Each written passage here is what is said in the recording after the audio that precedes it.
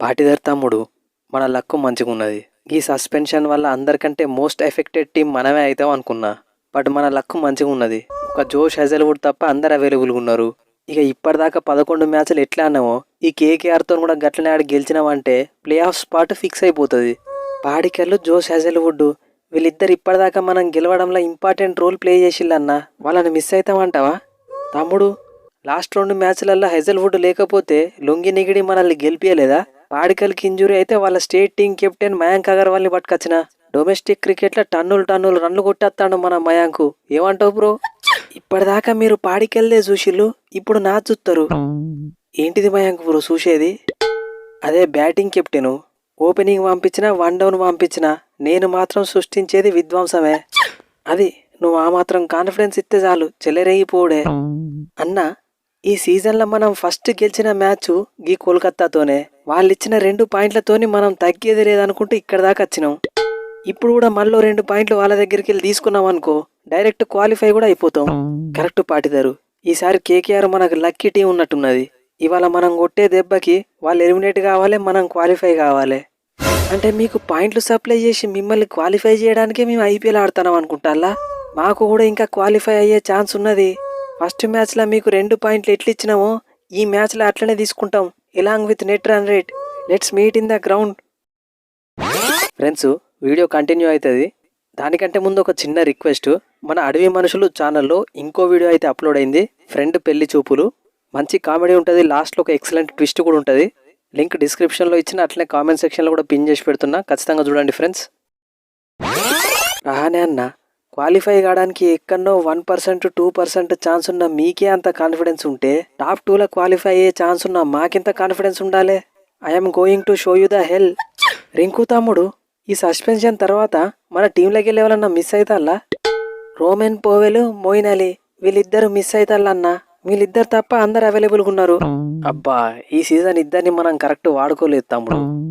ఉన్న నన్ను వాడుకోరాదు రహానే బ్రో.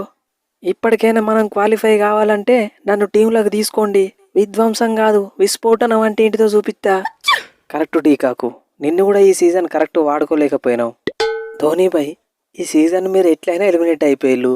ఎవరు గెలితే మంచుకుంటుందని అనుకుంటాను. వాస్తవం చెప్పాలంటే మేము గెలవనప్పుడు ఏ టీం గెలిచినా మేము పట్టించుకోము. మిగిలిన 2 మ్యాచ్లు ఆడినావా, ఇంటికి పోయినావా, గంతే. అయినా ధోని భాయ్, నువ్వు సీజన్ మధ్యలోనే నెక్స్ట్ సీజన్ కోసం స్క్వాడ్ని తయారు చేస్తాను అన్నప్పుడే గెస్ చేయాల్సింది. విడిడే మిస్టేక్. అందరు ఆక్షన్ల స్క్వాడ్ సెలెక్ట్ చేస్తే నువ్వేమో సీజన్ సగం అయినాక స్క్వాడ్ సెలెక్ట్ చేసుడు స్టార్ట్ చేసినావు. ఆయుష్ మాత్రే, ఉర్విల్ పటేల్, డివాల్డ్ బ్రేవిసు. నెక్స్ట్ సీజన్కి 3 మంచి ప్లేయర్లను ఆల్రెడీ సెట్ చేసినావు. మాస్ కంబ్యాక్ ఇచ్చేటట్టే ఉన్నావు కదా. మరి ఏం చేస్తావు రానే? సగం మ్యాచ్లు కావంగానే ఎట్లయినా ఎలిమినేట్ అయిపోయినావని అర్థమైంది. ఇక మిగిలిన సగం మ్యాచ్లు అన్నా నెక్స్ట్ సీజన్ కోసం తయారైతే ఈ సీజన్లో వచ్చిన పరిస్థితి రాదు కదా. వాస్తవం చెప్పాలంటే మన టీంలో ఉన్న త్రిమూర్తుల వల్లనే మనకి ఈ పొజిషన్ వచ్చింది ధోని అన్న. దీపక్ కూడా, రాహుల్ త్రిపాఠి, విజయ్ శంకర్. ఎప్పుడైతే మనం వీళ్ళ ముగ్గురిని తీసుకున్నామో అప్పుడే ఎలిమినేట్ అయిపోయినాం. జడేజా లాస్ట్ సీజన్ వరకు ఐపీఎల్లో ఒక ఆనవాయితీ ఉండేది. ఆర్సీబీలోకి వెళ్ళి బయటికి వచ్చిన ప్లేయరు ఫామ్లకు వస్తాడు. అదే ఫామ్లో లేని ప్లేయర్లు సిఎస్కేలకు వస్తే ఫామ్లకు వస్తారు. కానీ ఈ సీజన్ మిరాకిల్ ఏం జరిగిందంటే ఆర్సీబీలో ఉన్న అందరు ప్లేయర్లు ఫామ్లకు వచ్చిళ్ళు. ఫామ్లో లేని ప్లేయర్లను మనం తీసుకుంటే వాళ్ళు ఇంకా దరిద్రమైన ఫామ్లకు పోయిళ్ళు. ఏం చేస్తాం, ఇప్పటికెళ్ళి పద్ధతి మారింది. అసలు మనం క్వాలిఫై కావడానికి 1% ఛాన్స్ ఉన్నా కానీ దాన్ని మనం వదిలిపెట్టద్దు. ముంబై కనుక నెక్స్ట్ 2 మ్యాచ్లు ఓడిపోయి మనం కనుక మిగిలిన 3 మ్యాచ్లు గెలిస్తే ఖచ్చితంగా మనం క్వాలిఫై అవుతాం. There is a chance man. Last year trophy గెలిచిన మనం ఈ సీజన్కి ఇట్లా క్యాలిక్యులేటర్ పట్టుకోవాల్సి వస్తుందని అస్సలు ఎక్స్పెక్ట్ చేయలే. మ్యాచ్ మనదే, నువ్వు మైండ్లో ఫిక్స్ అయిపో, నేను బ్లైండ్ వెళ్ళిపోతా. కృణాలు, మనం లాస్ట్ మ్యాచ్కి కేకేఆర్తో గెలిచినామంటే దానికి కారణం నువ్వు వేసిన ఇసిరిమింగే బౌలింగే. నీకు గుర్తున్నదో లేదో, ప్లేయర్ ఆఫ్ ద మ్యాచ్ కూడా నువ్వే. ఈ మ్యాచ్లో కూడా నువ్వు సేమ్ రిపీట్ చేసినావంటే మనం సల్లగా ప్లే ఆఫ్స్కి పోదాం. ఆ మ్యాచ్లో ఓన్లీ 3 వికెట్లు తీసిన, బ్యాటింగ్ దొరకలే. కానీ ఈ మ్యాచ్లో బ్యాటింగ్తో పాటు బౌలింగ్ కూడా ఉంటుంది. బిగ్ షో వికెట్ తీసేది నేనే. నా వికెట్ తీస్తావా?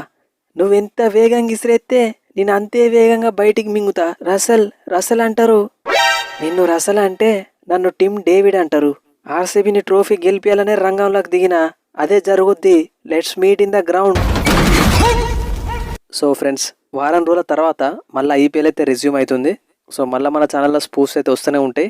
మన క్రికెట్ స్పోర్ట్స్ మీకు నచ్చుతాయి కాబట్టి మనకి ఇంకో ఛానల్ ఉంది అడిగి మనుషులు. అందులో వేరే కామెడీ వీడియోస్ వస్తుంటాయి జనరల్ టాపిక్స్ మీద. ఆల్రెడీ 2 వీడియోస్ అయితే అప్లోడ్ అయినాయి. ఫ్రెండ్స్తో సిట్టింగ్ అండ్ ఫ్రెండ్ పెళ్లి చూపులు. లింక్స్ అయితే కింద డిస్క్రిప్షన్లో అండ్ కామెంట్ సెక్షన్లో ఇస్తున్నా, ఒకసారి చూడండి ఫ్రెండ్స్. చాలా ఫన్నీగా ఉంటాయి. ఇంకో హైలైట్ ఏంటంటే రెండిట్లలో కూడా లాస్ట్లో మంచి ట్విస్ట్ ఉంటుంది. సో చూడండి, ఖచ్చితంగా ఎంజాయ్ చేస్తారు. అట్లనే ఈ మ్యాచ్ గురించి మాట్లాడుకుంటే ఖచ్చితంగా టగ్ ఆఫ్ వార్ మ్యాచ్ అయితే జరుగుతుంది.